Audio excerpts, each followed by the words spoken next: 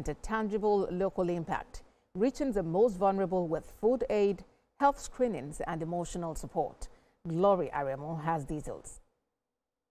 Every June 20, the world pauses to acknowledge the plight, resilience, and rights of displaced people across borders. According to the United Nations Refugee Agency, the number of forcibly displaced persons globally has now exceeded 123.2 million, many forced from their homes by conflict, persecution, or climate-related disasters. To mark World Refugee Day 2025, the African Refugees Foundation extended direct support to vulnerable communities, providing food supplies, medical checkups, and mental health counseling. You see, everybody just takes it for granted that we all live, and we wake up, things don't happen to us, disasters are not prevalent in our lives, in some of our lives. But on this day, it's for us to remember that there are migrants, there are refugees globally. And worldwide you have well over 50 million refugees and people who are displaced internally. So we need to remember them. We welcome refugees with open arms. We do more than provide shelter. We activate the true power of community to restore dignity and rebuild lives. In Nigeria alone, there are more than 85,000 registered refugees and approximately 3.1 million internally displaced persons, most of them victims of insurgency in the northeast, communal clashes, and terror-related violence that have turned communities apart. Stakeholders emphasize that meaningful support for IDPs requires strong political will and robust public-private partnerships. I would urge everybody to come out and support them. We have wars all over. We have our challenges in Nigeria. All we can do is to build our community so that the poor can be involved in the charities that people are doing. The foundation also deployed trainers to equip refugees and IDP camp residents with life skills to boost their self-reliance.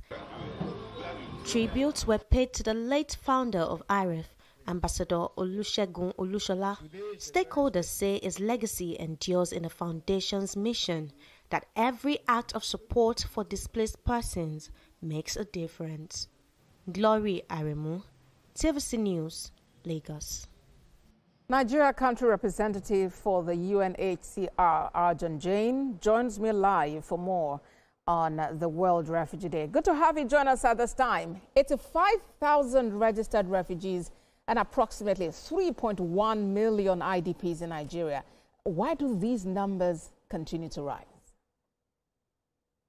Well, actually, the numbers are much greater. We have close to 140,000 asylum seekers and refugees from neighboring countries in Nigeria, and Nigeria has been actually quite generous in terms of its asylum policies. But a more worrying trend is the fact that we have around 4 million Nigerians who are forced to be displaced, both internally displaced in this country as well as those living in neighboring countries, and that makes up 3% of the world's displaced population.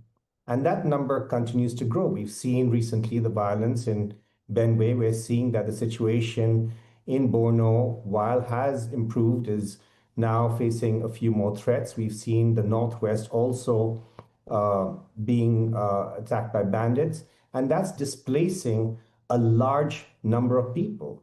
So that is one reason for us to be concerned on World Refugee Day today, when we should be showing solidarity and support to displaced communities and helping them find solutions. Very important. But then what must we do as a people to address the root causes of displacement in Nigeria? Well, the root causes have to be addressed through political dialogue. It has to be addressed through finding ways to prevent people from being displaced. And what we are really worried about is our own situation. We are very heartened to see in Nigeria some members of the private sector, Tropical General Investment, for instance, is a company that we're working with, and other NGOs that are doing some amazing work here. Because at the end of the day, the solutions in Nigeria can only be found by Nigerians and by mechanisms that exist here. But for ourselves as well, in order to support them, we are seeing massive funding cuts. And what we are concerned about is how are we able to protect the woman who is a single parent or a child who is at risk when we don't have people on the ground to support the government and the communities in rehabilitating their lives. It's a call for more people to support. But I was also concerned about the care for the displaced, because usually we hear about donation of food items, clothing, and a few other things. And I was wondering how sustainable these are, and thinking about how we can actually help displaced people to lead meaningful lives and in the process protect their right to dignity. You're absolutely right. When we go to talk to displaced communities and we say, what is the most important thing for you? The first thing they say is, we want to go back home, find a way to send us back home in safety and in dignity. But short of that, they say, give us a dignified job. We need a job, but we don't need your handouts. And that is what we want to focus on, and that is what we need to focus on. If we are going to find solutions for communities in Nigeria who are displaced, we need to find ways to get them to dignified jobs. And we are working with the governor of Katsina, Cross River, Benue, Borno, and many others to find exactly that. We have the Minister for Humanitarian Affairs here who is doing a fantastic job in supporting us.